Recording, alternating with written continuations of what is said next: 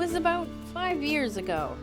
I did a story with Chris about his quest to build and install his own solar panel to offset his residential hydro costs.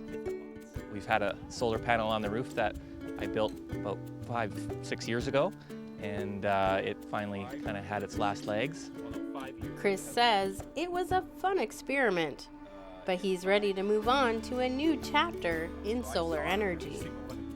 So the one that I built was just off of eBay and put it together myself, soldered it all together myself. So, workmanship is somewhat questionable, and it's much less power than the one that I bought today. So the one that I had was about 80 watts, and this one is 250 watts.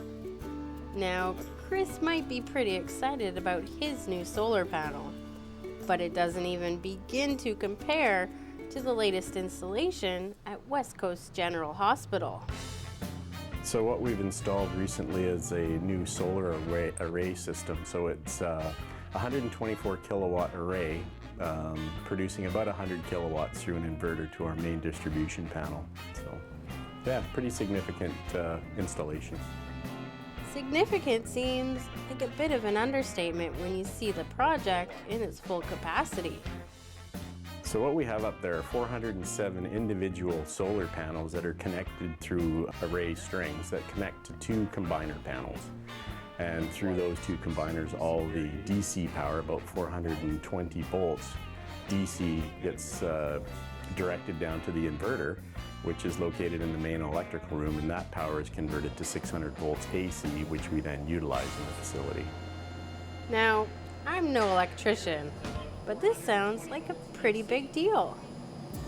It is a bit of a big deal. It's a pretty sizable installation. I think it's the largest BC Hydro net metering solar system installation on Vancouver Island. Then it's one of those feel-good projects. It's quite something when you look at the inverter, or you can go to our web-based interface, and you can just see that we're getting, today on a cloudy day, 65 kilowatts worth of energy from the sun.